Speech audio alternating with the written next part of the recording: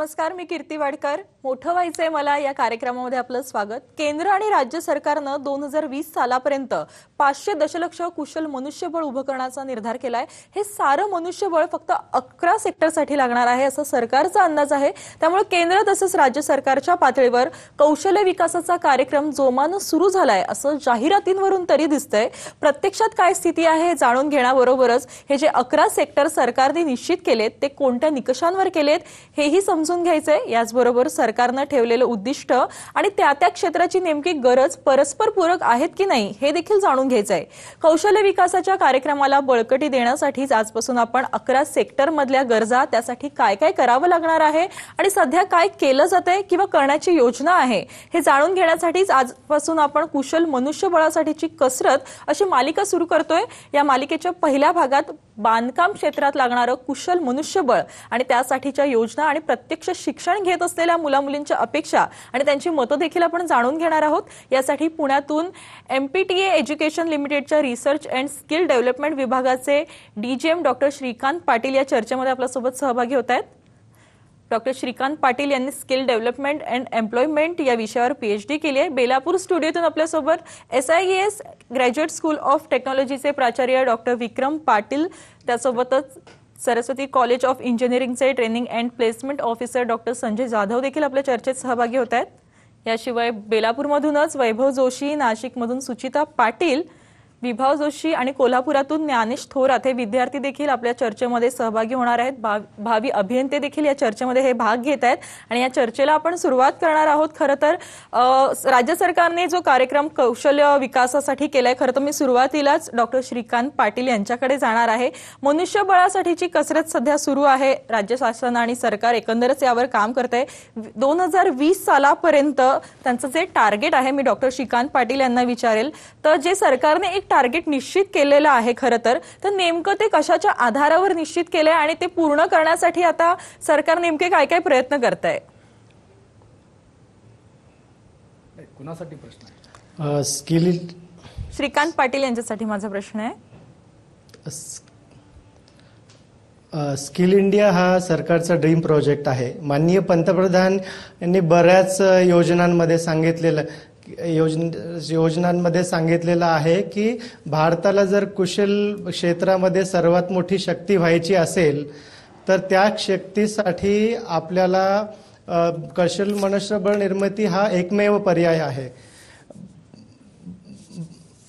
भारतामध्ये सर्वात मोठी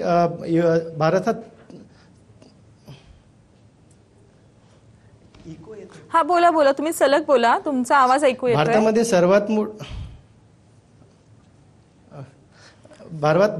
सर्वात मोठी शक्ती जे युवकांची आहे आणि बऱ्याच रिपोर्टमधनं असं लक्षात आलंय की भारतात जी संपूर्ण युवकांची संख्या आहे ती साधारणतः 65% आहे. आपण जो वर्किंग एज ग्रुप म्हणतो तो 35% पेक्षा जास्त आहे आणि या युवकांना रोजगार निर्मिती करून देणं आणि यांना मुख्य प्रवाहात आणणं ही सरकारची प्राथमिकता आहे. आपण सगळ्या योजना जर पाहायला गेलो, स्किल इंडिया असेल, डिजिटल इंडिया असेल, स्वच्छ भारत अभियान असेल, या सगळ्या योजनांमध्ये आपल्याला सगळ्याचं फाउंडेशन जे आहे ते स्किल इंडिया आहे. जोपर्यंत आपल्याला स्किल रिसोर्सेस नसतील तोपर्यंत आपल्याला ज्या समस्या भारतापुढे येत आहेत रोजगार निर्मितीच्या किंवा स्वयंरोजगार निर्मितीच्या, ह्या कुठल्याही समस्याला आपण तोंड देऊ शकणार नाही. तुमचा दुसरा जो प्रश्न आहे की सरकार ह्यासाठी काय करते, हा 2011 आणि ते 17 ह्यामधला हा एक फेज आहे आणि 17 ते 22 असे 2 टेन्युअर गव्हर्नमेंटनी घेतलेले आहेत. त्यामध्ये 50 दशलक्ष साधारणतः मनुष्य निर्मिती व्हावी ही सरकारची योजना आहे. या योजनेसाठी सरकारने बऱ्याच पद्धतीच्या स्कीम्स लॉन्च केलेल्या आहे. NSDC ही प्रामुख्याने मोठी संस्था आहे, ऑटोनॉमस बॉडी आहे, जी संपूर्ण भारतातल्या स्किल रिलेटेड योजनांचं नियंत्रण आणि त्याचं प्रसारण करते.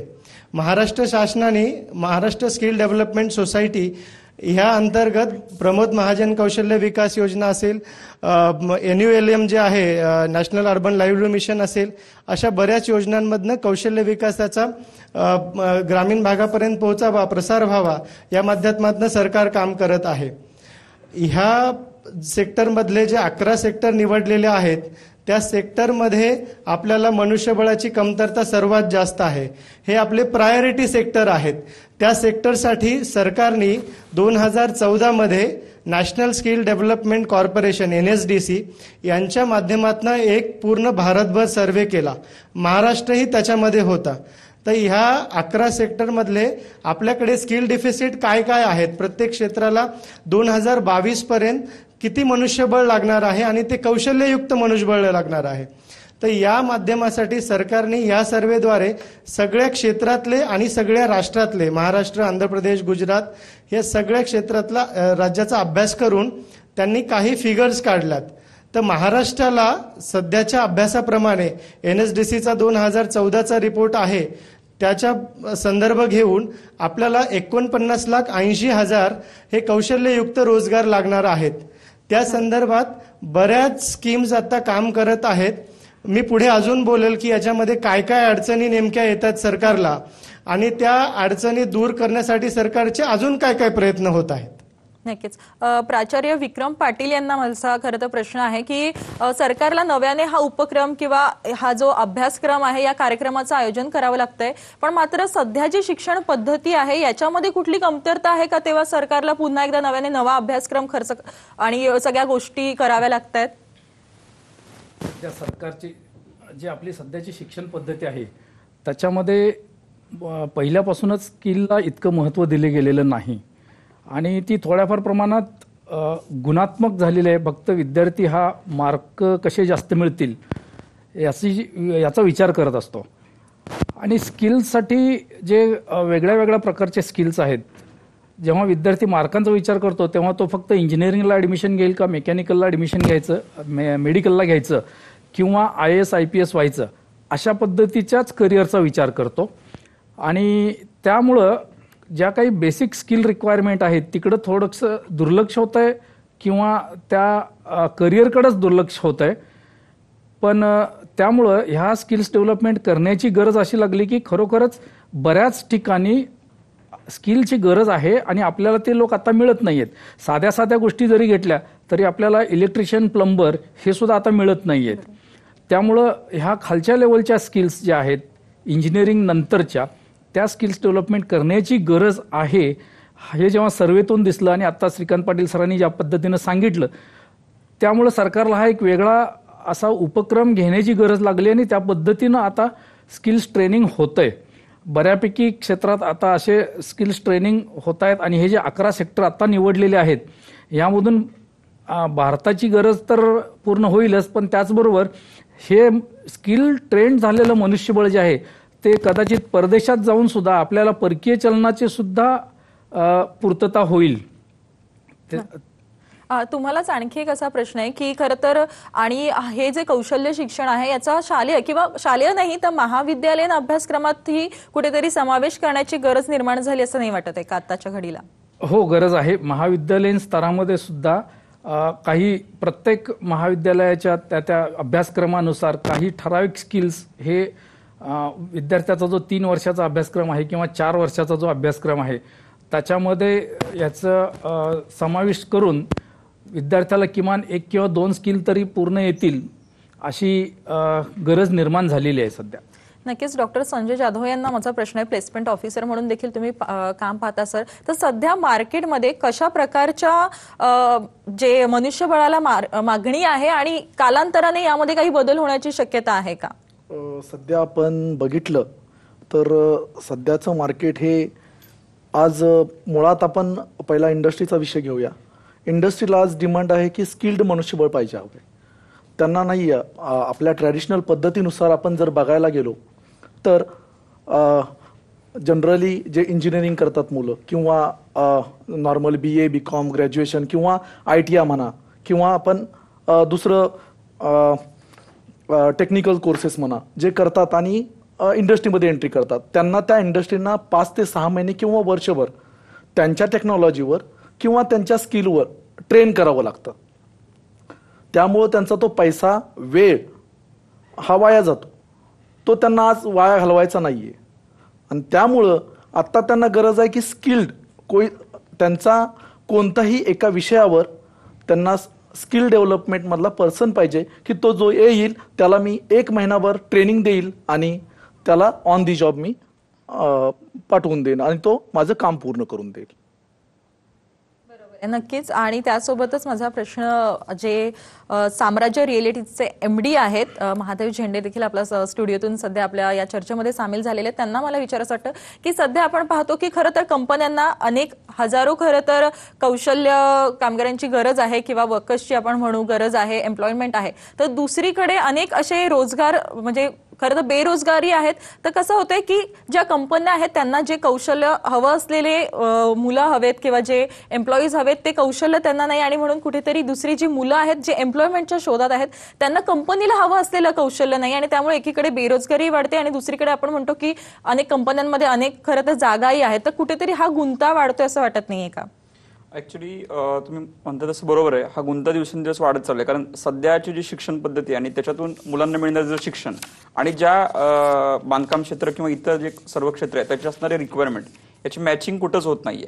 त्यामुळं जे मुलं म्हणजे जी एम्प्लॉई आपल्या कंपनीमध्ये येतात त्यांना सुरुवातीचे 5-6 महिने किंवा त्याच्यापेक्षा अधिक काळ ट्रेनिंगच्याच ह्याच्यामध्ये जातो आणि तसं बघायला गेलं तर त्यांनी घेतलेलं शिक्षण आणि ऍक्च्युअल क्षेत्रामध्ये त्याचा होणारा उपयोग म्हणजे याची कुठेच हे होत नाही, म्हणजे एकत्रीकरण कुठे दिसत नाही. त्यामुळं मुलांना वेगळ्या पद्धतीनं खूप वेगळ्या पद्धतीनं ट्रेन करायला लागतं. ऍक्च्युली थोडंसं मी पुढे जाऊन याच्या सांगतो की आता ज्या स्किल डेव्हलपमेंटचे प्रोग्राम आहेत तर अकॉर्डिंग टू जर म्हणजे ह्या ज्या कंपन्यांना जर त्याची ट्रेनिंगची जर हे दिली करायला दिली म्हणजे ट्रेनिंग करायला जर कंपन्यांच्या जर संधी दिली तर कंपनी आपल्या म्हणजे रिक्वायरमेंटनुसार मुलांना ट्रेनिंग करून देतील. त्यामुळे स्किल डेव्हलपमेंट चांगल्या पद्धतीने होऊ शकतं असं मला वाटतंय.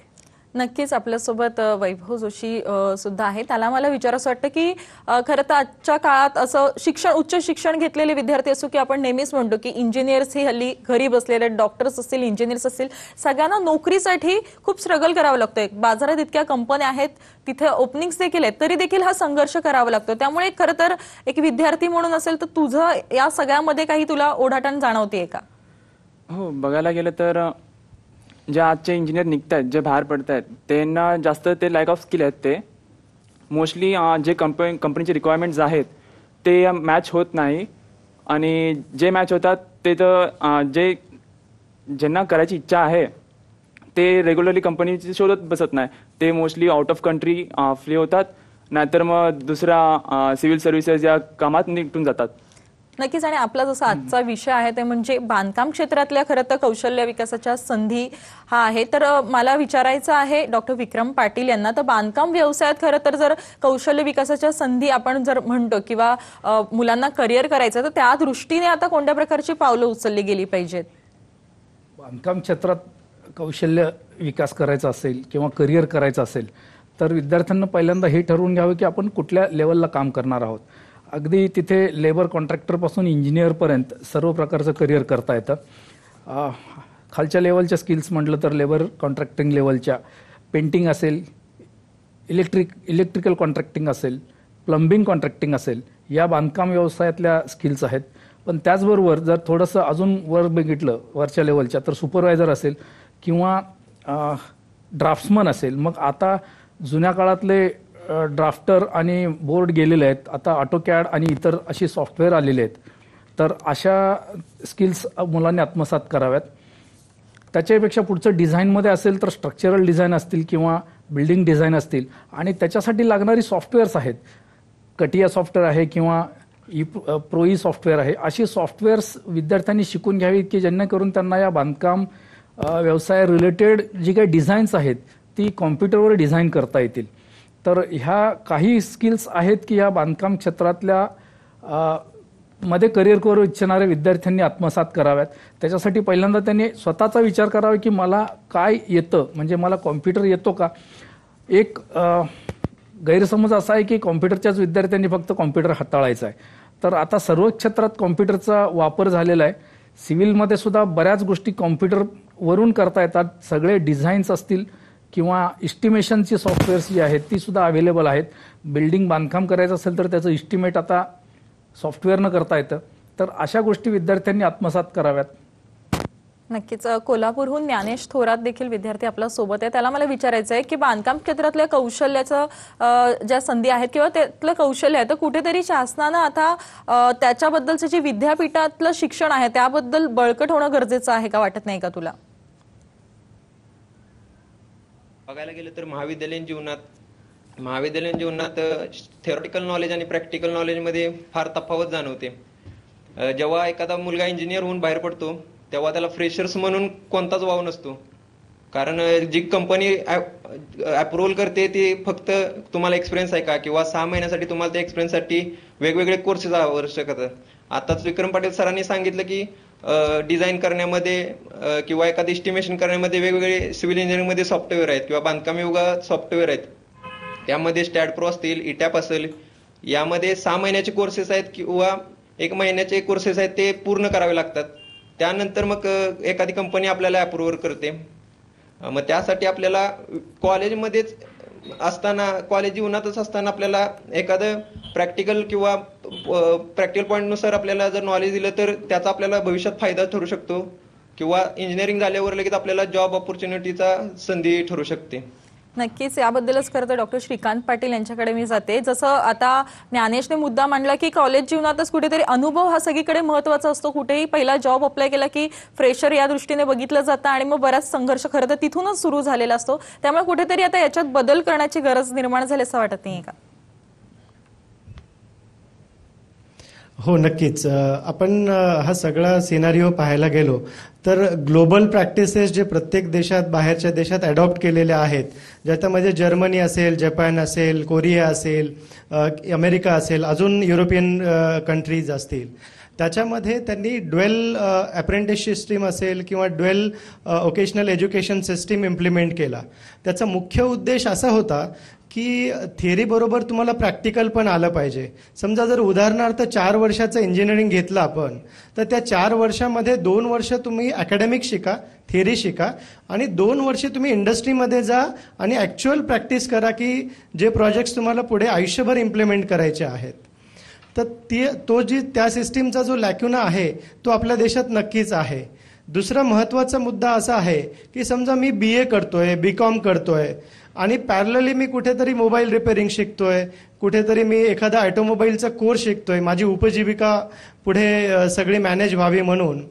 तर त्या स्थितीमध्ये आपण जे बाहेर कोर्सेस करतो त्याचे आपल्याला जे क्रेडिट पॉईंट्स मिळतात की बाबा हा कोर्स झाल्यानंतर मी सर्टिफाईड झालो, तर त्याचे पॉईंट्स हे आपल्या ट्रॅडिशनल एज्युकेशनशी कुठेही प्लग केलेले नाही आहेत.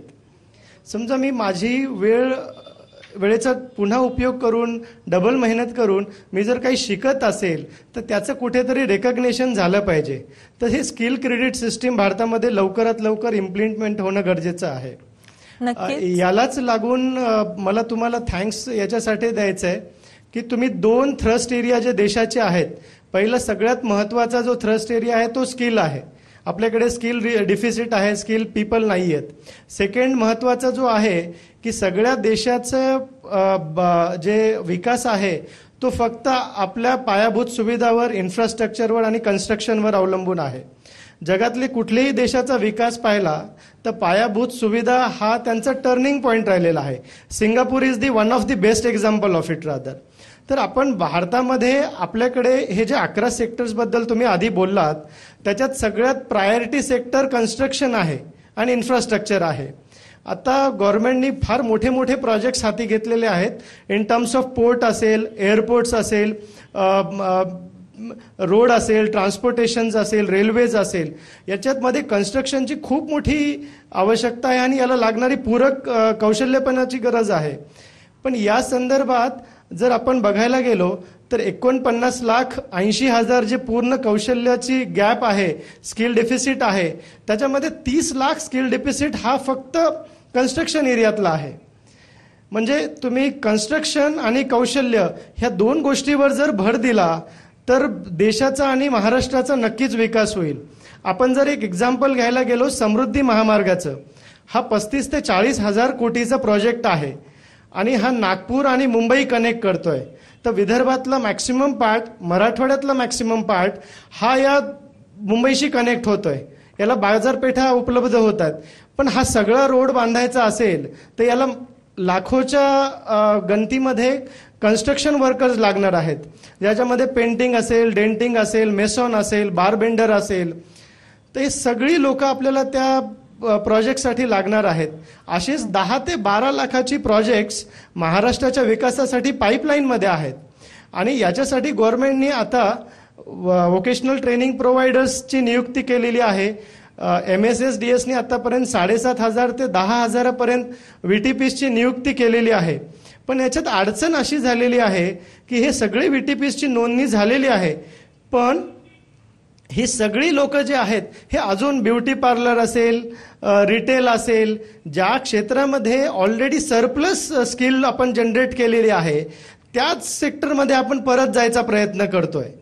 तर शासनाला सुद्धा काही माध्यमातनं थोडे हार्ड कंट्रोल्स याच्यामध्ये आणावे लागणार आहेत की तुम्ही एखादा कोर्स सुरू करताय, समजा मराठवाड्यामध्ये नांदेड असेल, हिंगोली असेल किंवा वाशिम असेल, यवतमाळ असेल, ह्या जिल्ह्याच्या कौशल्य निर्मितीच्या गरजा काय आहेत, तिथल्या पायाभूत सुविधा काय आहेत आणि तिथल्या मुलांचे ॲस्पिरेशन्स काय आहेत. एका विद्यार्थ्याने खूप छान मुद्दा मांडला की मला प्रॅक्टिकलमध्ये काहीतरी वेगळं असतं आणि थेअरीमध्ये काहीतरी वेगळं असतं, पण त्या मुलांना काय शिकायचंय याची कलचाचणी किंवा त्यांचं एरिया ऑफ ॲस्पिरेशन्स ह्या शोधणं हा सगळ्यात मोठा बॉटम लाईन आणि चॅलेंज आहे. नक्कीच. दुसरा महत्वाचा मुद्दा म्हणजे की सरकार, एक मिनिट हा मुद्दा पूर्ण करतो. सरकारचा प्रयत्न असा आहे की ह्या योजना सगळ्या मेट्रोपर्यंत न राहता ह्या मराठवाडा, विदर्भ हे जे सगळे मोफेसिल एरिया आहेत, जो थोडा बॅकवर्ड एरिया आहे, या विद्यार्थ्यांपर्यंत ह्या गोष्टी गेल्या पाहिजे आणि त्यांना त्यांच्या भाषेत ह्या गोष्टी समजून सांगणं हे सगळ्यात मोठं कौशल्य सरकारचं पण आहे. तर हे सरकारने कौशल्य स्वतः आत्मसात करणं गरजेचं आहे की हे विद्यार्थ्यांच्या भाषेत त्यांना कौशल्य विकास हा कसा समजून सांगावा आणि त्यांना मुख्य प्रवाहात कसा आणावा. नक्कीच. महादेव झेंडे यांच्याकडे मी खरं तर येते. सरांनी खूप छान मुद्दे मांडलेत, पण जसं आपण पाहिलं की बांधकाम व्यवसायामध्ये कुशल मनुष्यबळाची खरं तर गरज आहे, पण आपण पाहतो की प्रायव्हेट सेक्टरकडून हे मनुष्यबळ बऱ्याचदा पुरवलं जातं. मात्र जसं सर बोलले त्या बाबतीत राज्य शासन असेल किंवा केंद्र शासन असेल हे कायमच उदासीन असतं. आता जरी कार्यक्रम हाती घेतला असेल तरी त्याची अंमलबजावणी करण्यात कायमच सैल असतं राज्य सरकार, आणि या उलट पाहिलं तर प्रायव्हेट सेक्टर हे ऍक्टिव्ह असतात. त्यामुळे कुठेतरी राज्य शासनानं देखील किंवा केंद्र शासनानं बळकट होण्याची गरज आहे का? नक्कीच त्यांनी बळकट व्हायची गरज आहे. ऍक्च्युअली काय होतं की राज्य शासन आणि केंद्र शासनाकडून बऱ्याचशा पॉलिसी अंमलात आणण्याचा प्रयत्न केला जातो, परंतु त्या पॉलिसीचं इम्प्लिमेंटेशन चांगल्या पद्धतीनं होत नाही. म्हणजे तिथं रेड टेपिझम म्हणा किंवा पॉलिसी ज्या पद्धतीनं एक्सप्लेन केल्या जातात किंवा ज्या पद्धतीनं लोकांपर्यंत पॉलिसीज पोहोचल्या पाहिजेत त्या पद्धतीनं पॉलिसीज पोहोचल्या जात नाहीत. आणि पॉलिसी डिझाईन ज्यावेळी केलं जातं त्यावेळी त्या पर्टिक्युलर क्षेत्रातले तज्ज्ञ लोक किंवा त्यात जे आत्ता लोक काम करतात त्या लोकांची जर मतं किंवा सल्ले जर घेतले तर त्या पॉलिसी डिझाईन प्रॉपर होईल. आणि पॉलिसी डिझाईन जर प्रॉपर झालं तर मे बी त्याचं पॉलिसी इम्प्लिमेंटेशन चांगल्या प्रकारे होऊ शकते. त्यामुळं आत्ता ज्या शासनानं ज्या योजना अंमलात आणलेल्या आहेत त्यामध्ये मला वाटतं जर या असे सगळे जर त्या पर्टिक्युलर सेक्टरमधली लोक जर घेऊन त्याचं डिझायनिंग केलं तरच ते चांगल्या पद्धतीने उपयुक्त होईल असं मला वाटतं. नक्कीच. आणि या सगळ्या बाबतीत पुन्हा प्रश्न असतो खरं तर, एक साधारण विद्यार्थी किंवा एक साधारण पालक विचार करतात की माझा मुलगा शिकला की त्याला नोकरी लागणं हा खरं तर बेसिक एक कुठल्याही कुटुंबातला प्रश्न असतो. आपल्यासोबत काही विद्यार्थी आहेत, सुचिता पाटील सुद्धा आपल्यासोबत आहे. तिला मी प्रश्न विचारणार आहे. कुठेतरी एकदा पास आउट झाल्यानंतर प्रत्येकाचा संघर्ष असतो तो म्हणजे नोकरी शोधण्यासाठी. तर बऱ्याच असं आपण पाहतो की कुशल मनुष्यबळ जे भारतातलं असेल त्या विद्यार्थ्यांची खरं तर पसंती असते विदेशात जातात ती मुलं. त्यामुळे कुठेतरी आपलं सरकार किंवा आपलं भारत कुठेतरी या बाबतीत कमी पडतं असं जाणवतं का मग? हो, कारण असं कधी कधी होतं की प्रत्येक मुलाला असं शक्य नसतं की त्यांनी एवढे पैसे भरून फॉरेनला जाऊन MS करावं. काही फॅमिलीज असतात त्यांना ते नाही प्रोव्हाइड करतायत. तर असं माझं मत आहे की आपल्या इंडियन गव्हर्नमेंटने अशी काही स्कीम अप्लाय करायला हवे की ते एक शिक्षण इकडे घेता येईल मुलांना, म्हणजे कोलॅबोरेशन इंडियामध्ये करायला हवं त्याचं. नक्कीच. की कमीत कमी पैशात त्यांना ते शिक्षण मिळेल. नक्कीच भारत सरकार खरं तर कोलॅबरेशन केलं जातं आहे तसे बऱ्याच विद्यापीठांमध्ये, मात्र जसं तू बोललीस खरं तर खर्चिक पडतात या गोष्टी. त्यासोबतच विभाग जोशी हा विद्यार्थी देखील आपल्यासोबत आहे, त्याला मी प्रश्न विचारीन की खरं तर बांधकाम क्षेत्रात कुशल मनुष्यबळ निर्माण करण्यासाठी प्रयत्न केले जातात, मात्र पुन्हा प्रश्न असतो तो म्हणजे नोकरी संदर्भातला. नोकरी मिळण्यासाठीची झटपट असेल किंवा मग प्रायव्हेट सेक्टरकडे आपण जास्त करून पसंती दिली जाते. तुझा या संदर्भातला काही अनुभव आहे का? एक्झॅक्टली, जसं की आपण म्हणतो प्रायव्हेट सेक्टरमध्ये जॉब ऑपॉर्च्युनिटीज भरपूर असतात, पण सगळ्यांना स्किल्ड लेबर्स जास्त लागत असतात.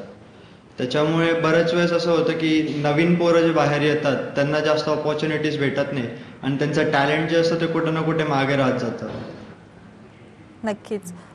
पुन्हा एकदा मी डॉक्टर विक्रम पाटील यांना विचारीन, जसं साधारण विद्यार्थ्यांचं असं असतं की स्किल जे हवंय ते कुठेतरी कमी पडतं, त्यामुळे कुठेतरी पुन्हा एकदा शिक्षण पद्धतीत किंवा शासनानं जरी आता उपक्रम हाती घेतले असले तरी त्याची अंमलबजावणी जरा जलद गतीनं करणं गरजेचं आहे असं वाटत नाही का? कारण एकीकडे मेक इन इंडियावर फोकस केला जातोय, पण दुसरीकडे मेक इन इंडियासाठी उद्योग प्रक्रिया असतील किंवा जे उद्योग आणले जातात त्याच्यासाठी लागणारे जे कुशल मनुष्यबळ आहे त्याच्या निर्मितीसाठी मात्र कुठेतरी सरकार खूप स्लो दिसतंय. सरकार त्यांचं काम करेल, पण त्याचबरोबर विद्यार्थी आणि इतर जे घटक आहेत या योजनेच्या संदर्भात त्यांनी त्याचा विचार करायला पाहिजे. मगाशी त्या कोल्हापूरच्या विद्यार्थ्यांना सांगितलं की प्रॅक्टिकल आणि नंतर ॲक्च्युली जॉब ह्याच्यामध्ये बराच फरक पडतोय, पण विद्यार्थ्यांनीही अशी स्किल्स अक्वायर करण्यासाठी आपल्या ज्या वेकेशन्स आहेत त्याचा उपयोग करावा आणि इंटर्नशिप जे आहे ते चांगल्या पद्धतीने इंटर्नशिप कराव्यात. दुर्दैवानं होतंय की विद्यार्थ्यांना परीक्षा झाल्यानंतर ही सुट्टी हवी असते आणि मग रिझल्ट लागल्यानंतर फायनलचा त्यांना नोकरी हवी असते. पण या सुट्टीच्या काळात जर काही खरोखरच असे स्किल्स डेव्हलपमेंटचे कोर्सेस करून त्यांनी त्यांचं जे क्वालिफिकेशन आहे ते इंजिनिअरिंगचं असेल, डिग्रीचं असेल, डिप्लोमाचं असेल किंवा दुसरं कुठलंही असेल, त्या क्वालिफिकेशनला या अशा स्किलची जर जोड मिळाली तर त्यांनाही त्याच्यात करिअर करता येईल. आणि हा जो सरकारचा उपक्रम आहे त्याचाही जे उद्देश आहे तो उद्देशही साध्य होईल. खरोखरच सर्वच लोकांनी याचा सिरियसली विचार करायला पाहिजे आणि त्या पद्धतीनं ज्यांना खरोखर नोकरीची गरज आहे त्यांनी अशा स्किल्स ह्या अक्वायर कराव्यात, म्हणजे जेथे स्किलची डिफिसिट आहे तिथे स्किल्ड मॅनपॉवर मिळेल आणि लोकांनाही नोकऱ्या मिळतील. नक्कीच. डॉक्टर संजय जाधव यांना माझा प्रश्न आहे, बांधकाम क्षेत्रात जे मनुष्यबळाची आता कुशल मनुष्यबळाची आवश्यकता निर्माण होणार आहे येत्या काळामध्ये, जसं सरकारचं ध्येय आहे, तर यामध्ये कोणकोणत्या प्रकारच्या संधी असू शकतात? मुळात आपण पहिले गेलो तर बांधकाम क्षेत्र हे 3 क्षेत्रामध्ये डिवाइड केलं गेलं आहे. एक तर रिअल इस्टेट, ज्यामध्ये आपले हाऊसिंग प्रोजेक्ट्स असतील किंवा मग कमर्शियल प्रोजेक्ट्स असतील, आणि दुसरा जो त्याच्यातला प्रकार आहे तो इन्फ्रास्ट्रक्चर डेव्हलपमेंट, रोड्स असतील किंवा ब्रिजेस असतील, आणि तिसरा आहे इंडस्ट्रीयल इन्फ्रास्ट्रक्चर. ह्या तिन्ही क्षेत्रामध्ये n नंबर ऑफ ऑपॉर्च्युनिटी फ्युचरमध्ये जनरेट होणार आहेत. इंडियाचं जर कन्सिडर केलं तर सध्याच्या काळात 11% GDP हा फक्त कन्स्ट्रक्शन इंडस्ट्रीचा आहे. आणि ॲज पर ऑक्सफोर्ड इकॉनॉमिक्स आणि ग्लोबल कन्स्ट्रक्शन डेव्हलपमेंट सोसायटीच्या सर्वेक्षणानुसार 2025 मध्ये India will be largest country, 3rd number country जगामध्ये असेल ज्याच्यामध्ये बांधकाम व्यवसायाला सगळ्यात जास्त 3 नंबरचा स्कोप असेल, आणि जगात 3 नंबरचा देश असेल जिथं बांधकाम व्यवसाय हा चालला गेला असेल. तर त्याच्यामध्ये जर गेलो आपण तर त्याच्यात 3ही प्रकारामध्ये आपण बघितलं तर छोटे छोटे जनरली इंजिनिअरिंग किंवा आपण जॉब बघतो, काय करायचं की आपण याच्यामध्ये साईटवर जायचं, साईटवर जाऊन इंजिनिअरनी उभं राहायचं आणि ते कन्स्ट्रक्शन ऑब्झर्व करायचं. That is only job. हा जॉब फक्त कन्सिडर केला जातो, पण त्याच्याबरोबरचे हजारो जॉब आपण त्याच्याबरोबर इग्नोर करतो. फक्त इंजिनिअरिंग क्षेत्रात जर जायचं म्हटलं तर त्याच्यामध्ये तुम्हाला स्ट्रक्चरल इंजिनिअरिंग आहे, आर्किटेक्चरल इंजिनिअरिंग आहे. त्याच्यापेक्षाही वेगळ्या वाटा जर निवडायच्या असतील तर construction management also is there. म्हणजे त्या कन्स्ट्रक्शन मॅनेजमेंटमध्ये आपण पूर्ण प्रोजेक्ट अंडरटेक करून तो पूर्ण प्रोजेक्ट स्वतःहून मॅनेज करायचा आणि तो कस्टमरला विथ क्वालिटी डेव्हलप करून द्यायचा. त्याच्यानंतर जिओ टेक्निकल इंजिनिअरिंग हा एक वेगळा प्रकार आहे. त्याच्यामध्ये पाईपलाईनिंग, वॉटर, नुसतं सिव्हिल इंजिनिअरिंग म्हणजे बांधकाम नव्हे, बांधकाम ते समुद्रातले मोठे मोठे जहाजांचं बांधकाम असो किंवा मोठ्या ऑइल अँड गॅस इंडस्ट्रीज असतील त्याच्यामध्ये पाईपलाईनिंग वगैरे, किंवा शहरातले गटार असतील, किंवा ड्रेन वॉटर मॅनेजमेंट असेल, किंवा वॉटर हार्वेस्टिंग प्रोजेक्ट्स असतील, ह्या सगळ्या क्षेत्राचा पण विचार करायला हवा त्याच्यामध्ये. त्याच्यानंतर अजून एक पार्ट येतो जो सध्या सगळ्यात महत्त्वपूर्ण आहे, की एन्व्हायरमेंटल इंजिनिअरिंग, की जे बांधकाम घडणार आहे ते एन्व्हायरमेंट फ्रेंडली कसं असावं. कमीत कमी लाईटचा वापर, कमीत कमी मटेरियलचा वापर, रेडीमेड ब्लॉकचा वापर, advance technology, computer technology, advance apps, पेपरवरचा ब्ल्यू प्रिंट घेऊन तुम्ही प्रोजेक्टवर उभं राहण्यापेक्षा हँडी मोबाईल जर हातामध्ये घेतला, त्याच्यामध्ये ब्ल्यू प्रिंट असेल तर त्याच्यावर तुम्ही तुमच्या सिनियर्सशी कम्युनिकेट करू शकता. ऑन दी स्पॉट काही प्रॉब्लेम झाला तुम्ही तुरंत फोनवर किंवा इंटरनेटच्या माध्यमानं तुम्ही तो प्रॉब्लेम सॉल्व्ह करू शकता. त्याच्यानंतर soil and geotechnical engineering also there. त्याच्यानंतर हायड्रॉलिक्स आणि हायड्रोटेक्नॉलॉजी, कोस्टल इंजिनिअरिंग, जे लिक्विड ड्रेनेज मॅनेजमेंट आणि पायपिंग इंजिनिअरिंगसाठी वापरलं जातं.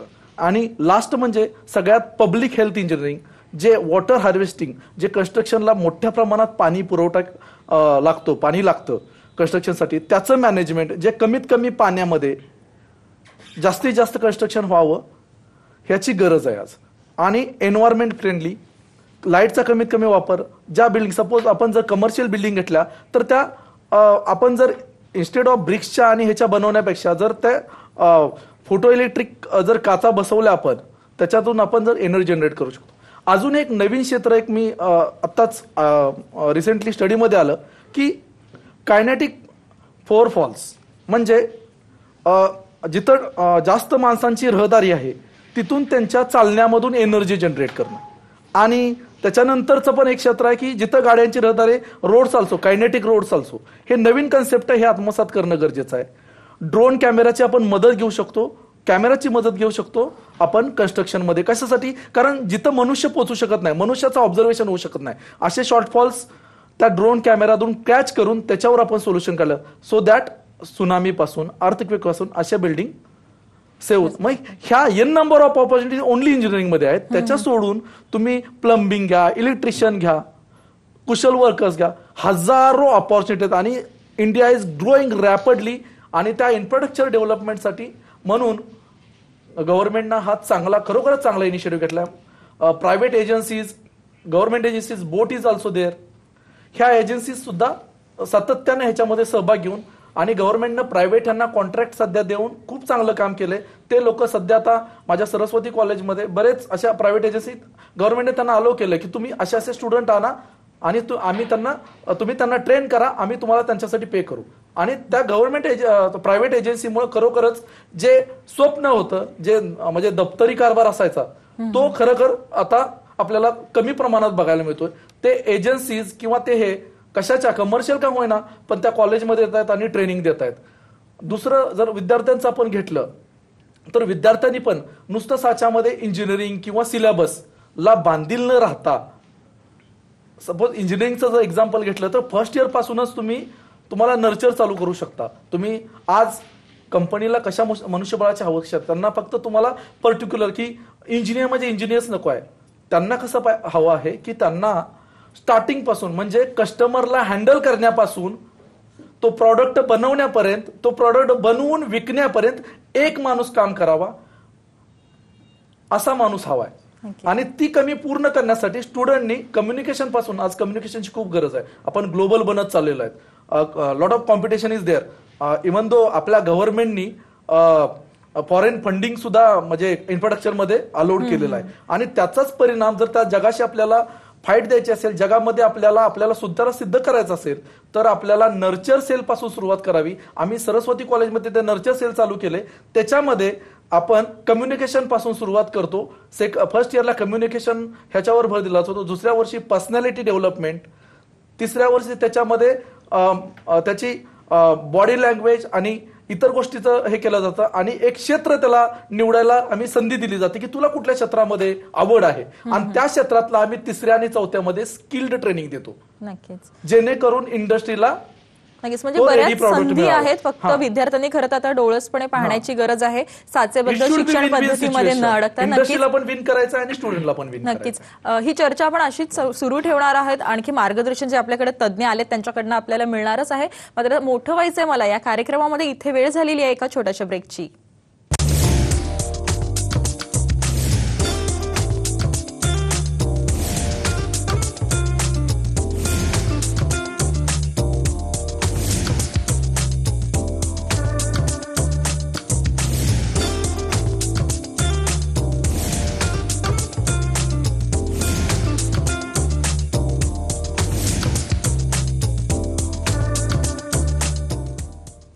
मोठं व्हायचंय मला या कार्यक्रमामध्ये ब्रेकनंतर आपलं पुन्हा एकदा स्वागत. बांधकाम व्यवसायातल्या कौशल्य संधी, कौशल्य मनुष्यबळासाठी सध्या सरकार वेगवेगळ्या कार्यक्रमांचं खरं तर आखलेले आहेत. मात्र काही ठिकाणी हे शिक्षण सुरू देखील झालेलं आहे. खरं तर बऱ्याच प्रमाणात संधी देखील उपलब्ध आहेत. आपल्यासोबत अनेक पाहुणे आहेत ज्यांनी खरं तर आपल्याला खूप छान मार्गदर्शन केलं आहे. काही विद्यार्थी आहेत. सुचिता पाटील आपल्यासोबत आहेत. त्या विद्यार्थिनीशी खरं तर मला तिला विचारावंसं वाटतं की एकीकडे शिक्षण घेत असताना खरं तर शिक्षण तुम्ही घेत आहात, शिक्षण पद्धतीत कुठेतरी आता बदल होणं गरजेचं आहे असं वाटतंय का? कारण की जसं मध्ये आता सरांनी ब्रेकपूर्वी सांगितलं की खूप खरं तर संधी आहेत, पण बऱ्याच विद्यार्थ्यांना या ज्या संधी आहेत आणि तिथे आपण कशा प्रकारे जाऊ शकतो याचीच कल्पना नसते. त्यामुळे कुठेतरी कॉलेजचं शिक्षण घेत असताना, शालेय किंवा महाविद्यालयीन शिक्षण घेत असताना या संधींची माहिती मिळण्यासाठी तरी काहीतरी कॉलेजने किंवा महाविद्यालयाने उपाययोजना करणं गरजेचं वाटतंय का? हो, हे खरंच गरजेचं आहे. कारण जे विलेजेस असतात म्हणजे जिथे जास्त आपले नॉलेजेस पोचत नाही मुलांपर्यंत की बाहेर काय स्कीम्स आहे काय नाही, त्यासाठी कॉलेजेसनी सोशल अवेअरनेस अबाउट आपलं फ्युचरमध्ये जे काय आपण करू शकतो एज्युकेशनमध्ये, त्यासाठी कॅम्प्स करायला हवे. नाशिकमध्ये आमच्या कॉलेजमध्ये असं घेतलं जातात की आपण पुढे जाऊन आपल्याला कसं ट्रेन व्हावं माणसाने, आपण काय करायला हवं, स्टुडंट लाईफमध्ये त्यांनी काय करायला हवं जेव्हा ते इंटरव्ह्यू वगैरे द्यायला जातात, त्यासाठी त्यांचे सॉफ्ट स्किल्स, त्यांचं पर्सनल ट्रेनिंग घेतल्या जातात. हे सध्या तरी फार कमी कॉलेजेसमध्ये घेतल्या जातात. जर हे ऑल ओव्हर इंडिया व्हायला लागलं तर मुलांना त्याचा फायदा होऊ शकतो. नक्कीच वैभव जोशी हा विद्यार्थी देखील आपल्या स्टुडिओतून आहे. त्याला प्रश्न विचारायचा आहे. खरं तर सरांनी आता तू ऐकलंच असेल की खूप संधी आहेत फक्त इंजिनिअरिंगमध्ये सांगितल्या, पण जेव्हा तुम्ही इंजिनिअरिंगला खरं तर ऍडमिशन घेतात त्यापूर्वी या संधींबद्दल आणि या सगळ्याची कल्पना नसते. फक्त आपल्याला सिव्हिल इंजिनिअरिंगमध्ये जायचंय किंवा मेकॅनिकलमध्ये जायचंय, कम्प्युटर इंजिनिअरिंगमध्ये जायचंय एवढं माहिती असतं. त्यामुळे या सगळ्या कल्पना आधी मिळाली असती तर कदाचित मी माझं क्षेत्र वेगळं निवडू शकलो असतं असं वाटतं का? हो, जे आता सरांनी बोलले ते खूप व्हेरियस टाईप्स आहेत सिव्हिल इंजिनिअरिंगमध्येही देखील. पण जे आपण इंजिनिअरिंग करत असताना की जे सरांनी सब्जेक्ट सांगितले ते फक्त ओव्हरऑल एक सब्जेक्ट म्हणून येतात एक्झामला, मीन्स ओव्हरऑल सेमिस्टरमध्ये. जर आणि स्ट्रक्चरल डिझाईन, पेमेंट असे काही सब्जेक्ट्स आहेत जे इलेक्टिव्हमध्ये लास्टला ठेवले गेतात. म्हणजे सिव्हिल इंजिनिअरिंग करता करता मुलगा शेवटच्या वर्षी डिसाईड करतो की त्याला काय करायचं आहे. पण तेच जर 4th इयर बी सोडून 2nd इयरलाच अप्लाय केला की पर्टिक्युलर त्याला स्ट्रक्चरमध्येच काहीतरी भविष्य घडवायचं आहे, तर तो 2nd वर्षापासूनच तयारी करेल असं मला वाटतं. कारण की नंतर ऑन द स्पॉट बाहेर पडल्यानंतर की स्ट्रक्चरमध्ये जाऊ का पेमेंटमध्ये जाऊ, की आता माझे सर आहेत त्यांनी स्ट्रक्चरमधनं पेमेंटमधनं BE केले आणि त्यांनी ME स्ट्रक्चरमधनं केलंय. म्हणजे असा गुंता होत नाही ऍडमिशन, तसं होत नाही. नक्कीच महादेव झेंडे आहेत, त्यांना विचारेल जसं आता वैभवनेच मुद्दा मांडला की खरं तर शेवटच्या वर्षाला गेल्यानंतर हे असंख्य ऑप्शन्स असतात ते खरं तर आधीच हवे होते आणि तिथे कुठेतरी आपण कमी पडतोय आणि तो बदल करणं आता गरजेचं आहे का? हो, बरोबर आहे. ऑप्शन्स बरेच आहेत पण मुलांना त्याच्याबद्दलचा अवेअरनेस नसतो. ऍक्च्युली ही तर खरं तर म्हणजे कॉलेजेसची किंवा युनिव्हर्सिटीची जबाबदारी आहे की विद्यार्थ्यांनी या सगळ्या गोष्टींचा अवेअरनेस करून देणं.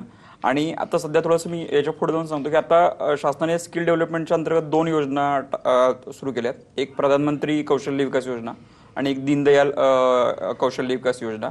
तर या दोन्ही योजनांच्या अंतर्गत काय केले की म्हणजे ज्या स्किल युनिव्हर्सिटीज आहेत किंवा ज्यांना स्किल युनिव्हर्सिटीज करायचे आहेत तर त्यांच्यावर कंपल्शन टाकलेलं आहे की आम्ही तुम्हाला ह्या इन्स्टिट्यूट चालवण्यासाठी फंडिंग करू, पण याच्यातून जे विद्यार्थी बाहेर पडतील त्यांना कंपल्सरी जॉब मिळाले पाहिजेत.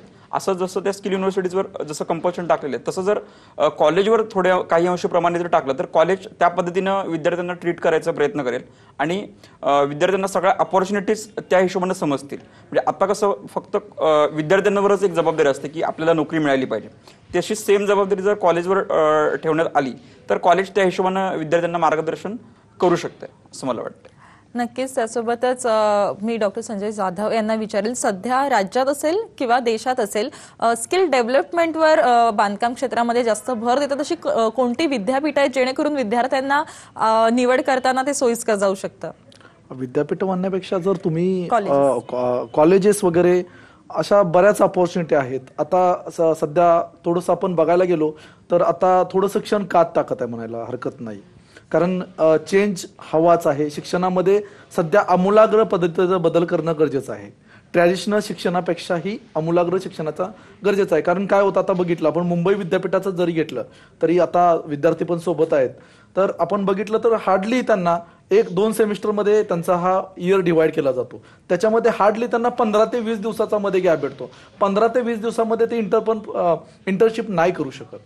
तर इंटर्नशिप आणि लाईव्ह इंडस्ट्रियल अनुभव ह्याचं इन्क्लुजन कुठंतरी होणं खूप गरजेचं आहे. आणि तुम्ही कुठंही असं काही नाही, कुठल्याही विद्यापीठात कुठल्याही कॉलेजला ऍडमिशन घ्या, एक गोष्ट महत्वाची की तुम्हाला काय करायचं आहे आणि तुम्हाला काय बनायचं आहे, तुमचा करिअर फोकस काय आहे आणि त्याच्या दृष्टीनं ते कोर्सेस तुम्हाला कुठं अवेलेबल असतील.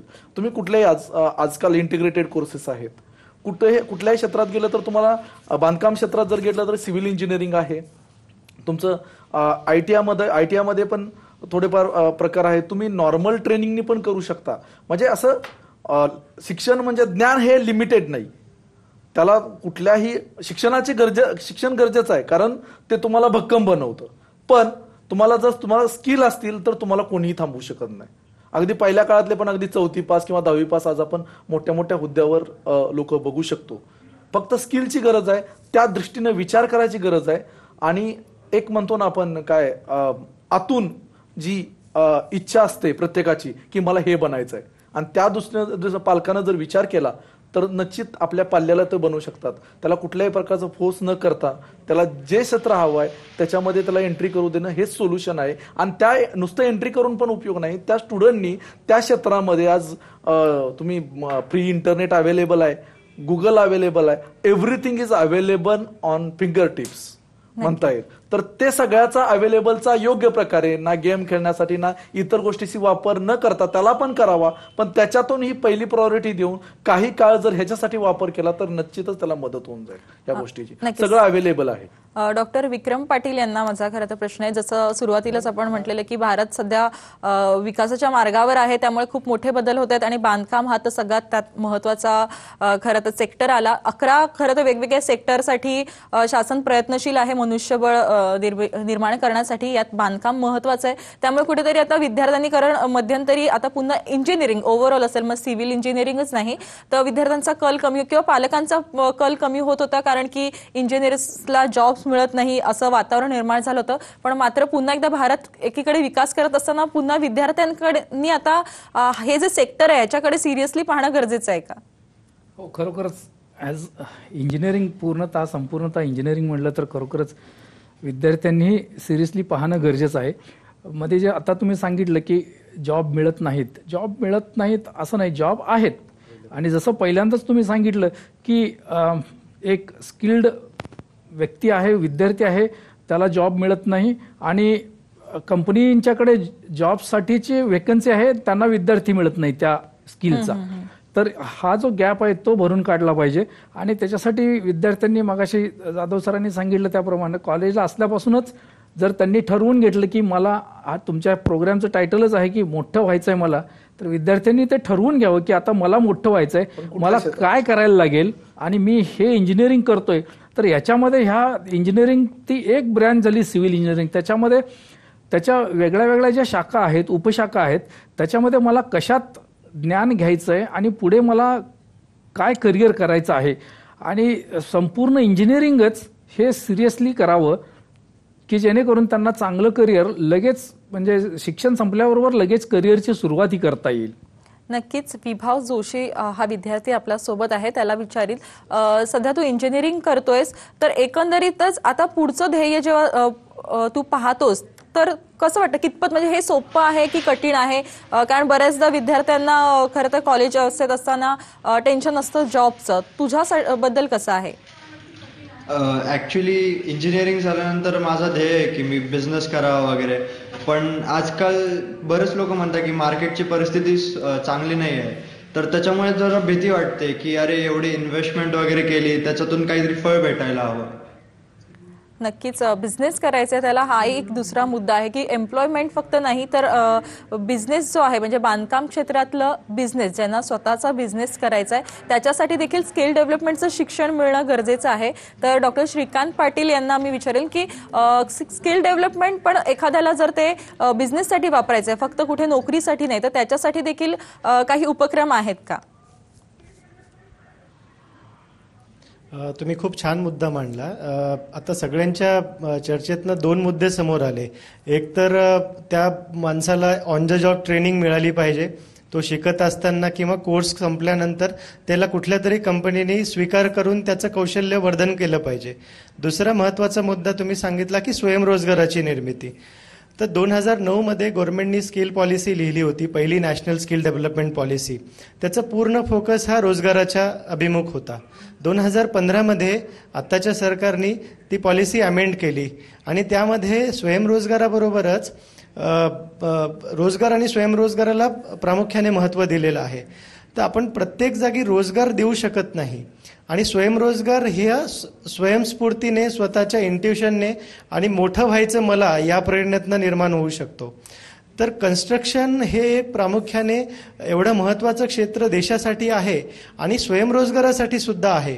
तुम्ही आज पाहायला गेलात तर तुम्हाला कम्प्युटर इंजिनियर्स जर विचारले तर तुम्हाला हजारो रिझ्युमे तुमच्याकडे येतील, पण तुम्हाला एखादा प्लंबर पाहिजे असेल, घरात एखादा काही पॉईंट बिघडला असेल किंवा इलेक्ट्रिशियन पाहिजे असेल तर तुम्हाला खूप वेळ लागतो तो चांगला इलेक्ट्रिशियन शोधायला. पूर्ण भारतभरातली आपली जर लोकसंख्या पाहिली ह्या सगळ्या टेक्निकल स्किल्समधली, तर फक्त 98% लोक जी आहेत, मी फक्त मुद्दाम म्हणतोय, ती अनसर्टिफाईड आहेत आणि फक्त 2% म्हणजे बोटावर मधले ती लोक याच्यामध्ये सर्टिफाईड झालेली आहेत. तर स्वयंरोजगाराच्या संधी याच्यात भरपूर आहेत.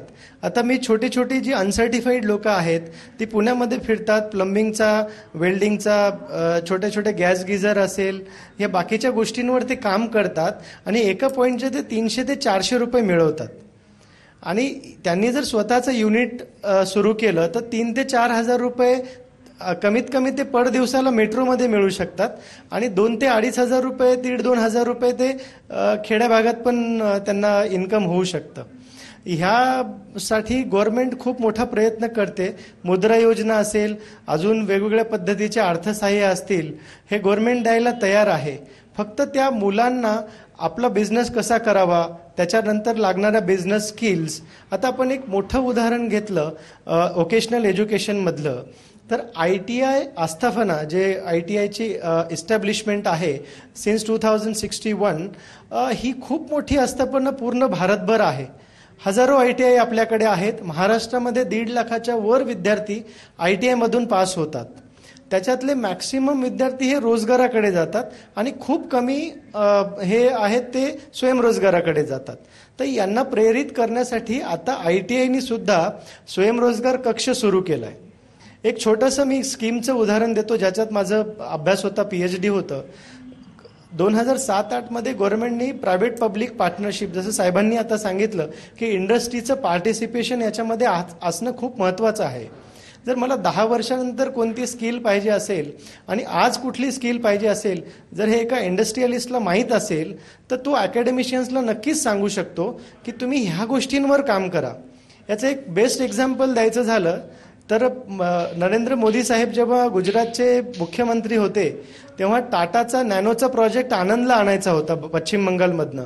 त्यावेळेस त्यांनी इमिडिएटली जवळपासच्या 13 ITIचा सिलेबस पूर्ण चेंज केला आणि he has introduce automobile, 2 wheeler 3 व्हीलरचे जे सर्व्हिशन्स हे असतात त्याच्या टेक्निशियन्सला त्यांनी 4 व्हीलरमध्ये कन्वर्ट केलं आणि सगळे 13च्या 13 ITIतली मुलं प्लेस झाली. याचा महत्त्वाचा मुद्दा एक आहे की साहेबांनी सांगितल्याप्रमाणे की अनुभव आधी का नोकरी आधी. त्याच्यासाठी आम्ही MPTAच्या माध्यमातून मुलांना ऑन द जॉब ट्रेनिंगची सुविधा देतो, ज्यामध्ये खेड्यातली मुलं येतात, आम्ही त्यांची राहायची व्यवस्था असेल, त्यांना कंपनीमध्ये जॉब असेल ज्याच्यातनं त्यांना एक हँडसम स्टायपंड मिळतो जो मिनिमम वेजेस ॲक्टप्रमाणे असतो. सगळ्यात महत्त्वाचा मुद्दा प्रत्येक खेड्यातल्या मुलाला शहरात येण्याचा एक तर निवास आहे आणि आल्या नोकरी आहे. तर ह्या दोन्ही गोष्टी आपण OGT जे ऑन जॉब ट्रेनिंगच्या माध्यमातून आहे, कमवा आणि शिका ही या माध्यमातून आपण त्यांची पूर्ण करतो. मला दुसरी महत्त्वाची गोष्ट सांगायची आहे जे प्रत्येक विद्यार्थ्याच्या मनातून बाहेर आली आणि तज्ज्ञांच्या पण मनातून बाहेर आली की ही मुलं जी येत आहेत त्यांना आपण इन्क्युबेट कसं करायचं. लेबर लॉचे इश्यूज आहेत, इंडस्ट्रीचे विषय आहेत. तर गव्हर्नमेंटने आता एक खूप सुंदर उपक्रम आणला आहे की नॅशनल एम्प्लॉयमेंट इन्हान्समेंट मिशन, त्याला NEEM असं शॉर्ट फॉर्ममध्ये म्हणतात. तर MPTA आम्ही या माध्यमातून ग्रामीण भागातला जो 8वी 10वी 12वी पास विद्यार्थी आहे त्याला मुख्य प्रवाहात आणण्यासाठी आपण त्यांना ऑन द जॉब ट्रेनिंग आणि थोडं स्किलिंग देऊन, प्री स्किलिंग देऊन त्याला आम्ही कंपनीमध्ये नोकरी देतो. दुसरा महत्त्वाचा मुद्दा त्यांनी सांगितला की ही जी सगळी मुलं येतात तर त्यांना आपल्याला किती स्किलवर त्यांना प्लेस करता येतं किंवा नाही. तर आपली जी ट्रॅडिशनल सिस्टीम होती त्याच्यात फक्त ITI आणि इंजिनिअरिंग याला इंटर्नशिप आणि अप्रेंटिसशिप ह्या दोनच सुविधा होत्या. पण गव्हर्नमेंटला असं दिसून आलं की ITIचे मुलाचं प्रमाण आणि इंजिनिअरिंगच्या मुलांचं प्रमाण हे खूप अत्यल्प आहे. तर पण जो नॉन ट्रॅडिशनल आहे आणि ट्रॅडिशनल एज्युकेशनमधनं जी मुलं बाहेर येत आहेत आणि ड्रॉपआउट्सचं प्रमाण पण आपल्या देशात भरपूर आहे 10वीच्या खालचं. पण हा सगळं पॉप्युलेशन, हा जो यंग क्राऊड आहे, यांना जर मुख्य प्रवाहात आपल्याला आणायचं असेल तर यांना अप्रेंटिसशिपची सुविधा किंवा ऑन द जॉब ट्रेनिंगची सुविधा देणं महत्त्वाचं आहे. तर 2015च्या नॅशनल स्किल पॉलिसीमध्ये ह्या सगळ्या गोष्टी कन्सिडर केलेल्या आहेत. आपल्याला सर्वात मोठा विषय तुमचा मुद्दा पटलेला आहे.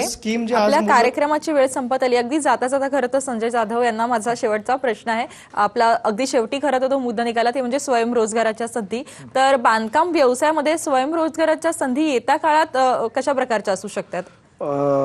स्वयंरोजगार ज्यालाच आपण इंग्लिशमध्ये एंटरप्रेन्योर म्हणतो, त्याच्यानुसार येत्या काळात आता तुम्ही जर ऑब्झर्व्ह केलं तर आपण IT इंडस्ट्रीचं जरी उदाहरण घेतलं तर या एवढ्या मोठ्या इंडस्ट्रीने एवढे 5,000 एम्प्लॉईंना ब्रेक दिला असं ज्याला आपण ऐकतो. पण तुम्ही कुठेही ऐकलं की एक मिडल स्केल किंवा स्टार्टअप कंपनी चालू झाली आणि ती कमी काळात बंद पडली. सध्या जे युग आहे ते छोट्या आणि मध्यम स्किल इंडस्ट्रीला आहे. एक थोडकं उदाहरण देतो तुम्हाला. एखाद्या कस्टमरला जर एखादी वस्तू बनवून हवी असेल तर तो मोठ्या कंपनीकडे जाऊन त्याचं ते बाकीच्या कॉस्ट ऍड करण्यापेक्षा कमी किमतीत जर त्याच क्वालिटीचा माल छोट्याशा इंडस्ट्रीकडे मिळत असेल तर तो करण्याकडे आजकालचा भर आलेला आहे. सॉफ्टवेअरचं उदाहरण घेतलं तर छोटे मोठे सॉफ्टवेअर हे छोट्या मोठ्या इंडस्ट्री ज्या आपल्या छोट्या छोट्या सबआर्मर्समध्ये डेव्हलप झाल्यात त्या बनवत आहेत. आणि खरोखर स्टार्टअप इंडिया खऱ्या अर्थानं स्टार्ट झालाय आणि त्याच्यामध्ये खूप मोठ्या संधी आहेत बिझनेस करण्यासाठी. स्टार्टअप इंडियाच्या निमित्तानं पुन्हा एकदा खूप मोठ्या संधी स्मॉल बजेट तुम्ही भारतात उपलब्ध झालेल्या आहेत. फक्त सगळ्या विद्यार्थ्यांनी आणि जी तरुण पिढी आहे त्यांनी डोळसपणे या संधींकडे पाहण्याची आता खरं तर गरज निर्माण झालेली आहे. या कार्यक्रमामध्ये जे सगळे पाहुणे तज्ज्ञ